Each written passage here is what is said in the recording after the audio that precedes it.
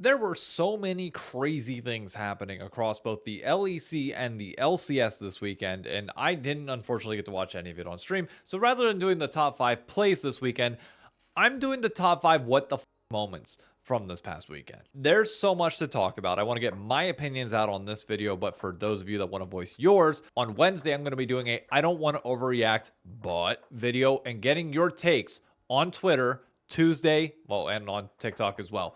Prep your takes, prep your videos. Video submissions will get priority, but I'll put the tweet out on Tuesday morning at like 10 a.m. Eastern Standard Time, and I'll get to as many as I can, and we'll get your opinion heard. So that's your chance. But let's get to my 5, starting with the most obvious one of the weekend. What in the world are Riot going to do about English-speaking viewership for the LEC, which is going to plummet off the face of this earth this upcoming weekend now that Los Ratones has been eliminated, which before people come in and say, well, maybe they should have just won more. Agreed. Their fate was entirely in their own hands. They could have won the game, today, by the time you're watching this yesterday, and all of these problems get resolved. It could have been KCB in the very first week, sure. But what so many people don't get is the bigger picture here. And that is that Los Ratones did a better job at connecting to fans in a way that honestly only TSM did back in the day. That makes watching teams like G2, like Fnatic, and others really difficult. Mostly because a lot of people are watching through Kadrill as well, which obviously doesn't help. And now, like, imagine trying to watch a Kadrill co-stream for the rest of the split, knowing that he had a team involved.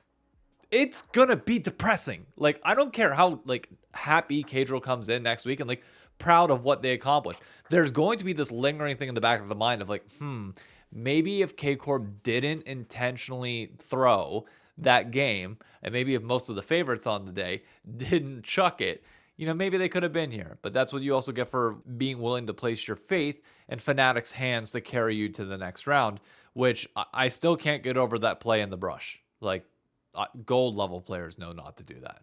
Fnatic either really sucks ass that bad or the check cash at the perfect time. But I've seen a lot of people slinging shit on both sides. And I want to say both sides are fair in that. Because Los Ratones fans, and mostly Kadrill co-stream fans, were pissed at K-Corp and MKOI in years past for only wanting to tune in to the games that K-Corp and MKOI had. There was this sense of responsibility to Europe and viewership to be able to tune into all of it, which I've said for the longest time is faulty. Now you should just tune into your team that you genuinely care about, and other teams need to do a better job of advertising and branding themselves to make you want to tune in to their team. And nobody else was really providing a compelling argument. It's funny to see many of those Los Ratones fans walk that back. And now the comments are everywhere that, I'm not watching this next weekend without Los Ratones. Why am I watching RIP the LEC?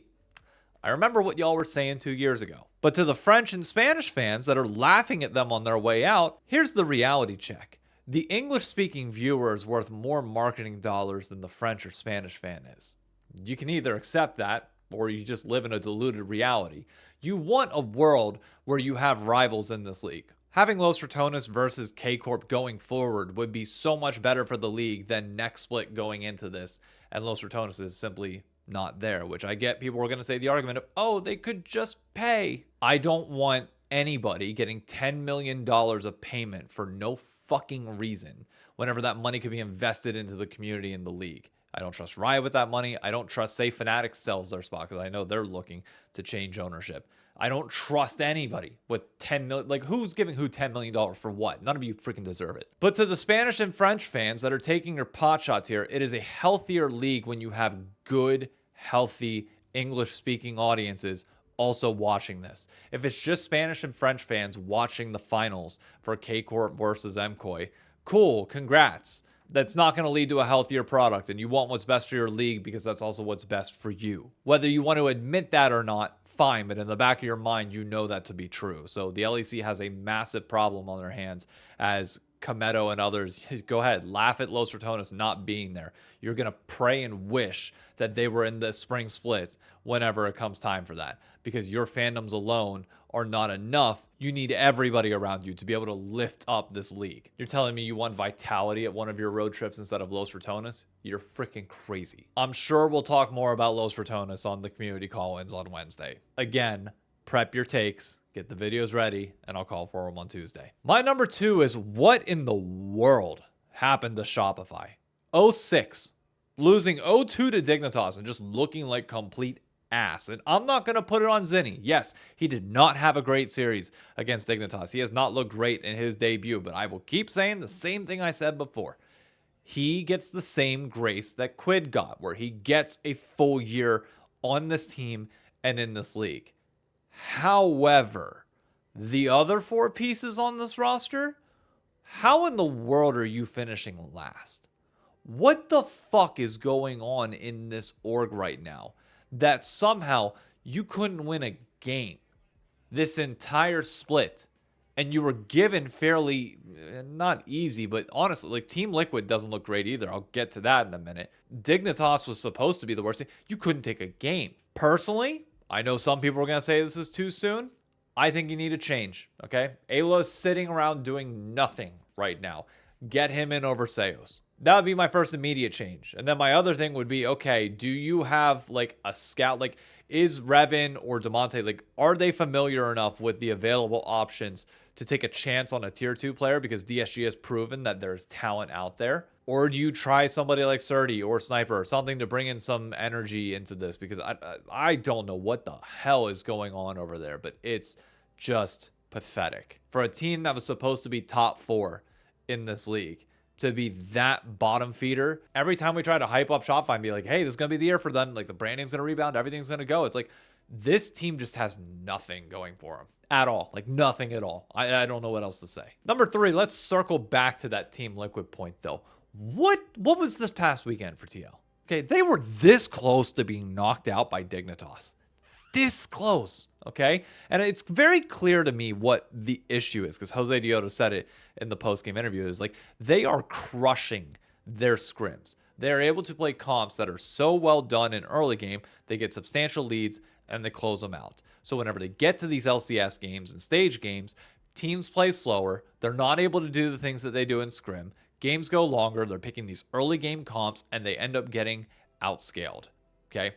Obviously, that is not something that you can translate one-to-one, but in my opinion, that's when you start prepping these drafts in scrims that allow you to scale better. And I don't know, maybe you let off the foot off the gas. I have no clue. But the fact that they lose to Sentinels and nearly get knocked out this weekend should be just mind-blowing for everybody. Like, you have what's supposed to be 2 of the best carry players in this league in Quid and Yawn.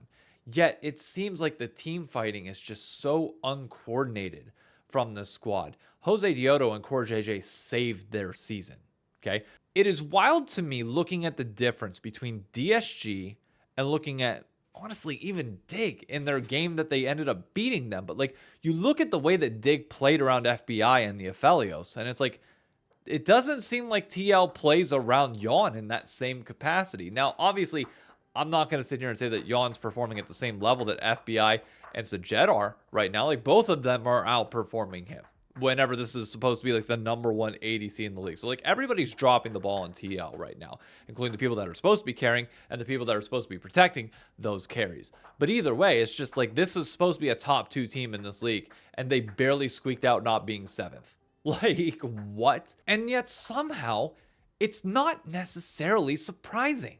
I don't know why, but this feels similar for Team Liquid for some reason. I can't put my pulse or my finger on why.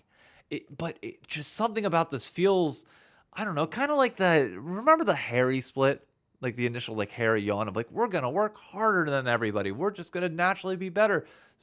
I don't know if their scrims were going well, but then just like you get on the riff and it's just like everything that you hear is just so different to what you see on the stage. And it's just like, I don't know if there's a lack of transparency when it comes to this team and just like communication of how things are actually going. Like, or maybe like we're just not seeing it, right? Because like, you know, maybe if we're seeing scrims, which I know is not possible, and then we see on stage, like we can pinpoint the differences here. But like when you're just shooting in the dark based off of hearsay that everybody else is saying, especially the broadcast, like really pushing the scrim stuff, it's like, what is driving the difference here? It's jarring. It's hard to watch at points, and you just sit here and it's like, really? They look like this right now? Sure, whatever, man. I'll keep this next one quick because I just realized I've already been talking for 12 minutes, at least as recording, so I'm not sure how much I'll get it down to. Why is Sentinels the second seed of the LCS? That's the tiebreaker rule. You have FlyQuest versus C9 facing off against each other in a very good best of 3 earlier today, where clearly FlyQuest is the second best team in the region. But no, because of game wins, because Sentinels faced easier opponents because they lost early on, whereas FlyQuest goes undefeated and plays harder teams, so has a worse win count against those better teams. Sentinels is rewarded by being second seed, of which Cloud9 then picks FlyQuest to play this upcoming weekend because they're saying that DSG is like probably the second strongest team, because I guarantee C9 would have picked Sentinels 100%. But instead the choices are DSG and Fly. And I'm just like, huh? Like, I know Swiss was always going to be weird with 8 teams instead of 16. It's not a proper Swiss stage, but like, surely Mark Z can just come in and overrule this, right? Like, we are not going to throw a fit. Sentinels might. Like, oh, it's in the rule book. Mark Z can just come in and be like, yeah, nope, sorry, FlyQuest second seed. I'm gonna come in and say, we commissioner oversight on this. We didn't anticipate this particular situation. That's our bad. But we just want to make sure the playoff is the best it could possibly be. So we're gonna make sure that that's what happens here, because you're telling me the winner of Sen versus DSG is guaranteed top 3 whenever FlyQuest is oh god, how do we always find a way to have a format issue? Always. Like, why? And that's not taking away from an incredible LCS split so far. By all means, it has been a blast, but dear god, how do we always have a format issue? And finally, number 5, I gotta close it out with this. The nepotism, the gatekeeping, the bullshit that we have been seeing and hearing from LCS general managers for years now, as is evident by the fact of DSG coming in with Ido deserves his praise of being able to scout out good tier 2 talent. You see players like Nemesis popping off in the LEC. You see some of these roster constructions like Fnatic and like how they built this squad. And I'm just sitting here like, are GMs really that bad in the West? Like, is there really that much ego involved that you can't find a proper scout from tier 2 to tell you what players are going to work, that you can't like put the right combination of players together, that it just like sounds and looks right, but also like puts a cohesive product on the Rift? Like, this is mostly a point directed towards tier 2 and the players that get promoted and slotted on the teams that are either pigeonholed on the bad teams or just simply blacked out or like blacklisted from even coming back into tier 1 or earning their chance whenever they were good just because of egos from top teams. Dude, GMs should be ashamed of themselves. They really should. There are so many roster moves that every year we sit here and say, what are they doing? But maybe it'll work out on the Rift. And then it doesn't work out on the Rift. And we're like, yeah, so again, what were they doing here? I'm not saying that I can do a better job. I don't have the connections or understanding nor knowledge of tier 2, but I would like to think if I'm in, one of these teams' situations, that one of my top priorities would be making sure that I have an analyst or somebody on staff that has an understanding of tier 2, or maybe hire somebody that has that knowledge as a consultant during the off season to help me build my project.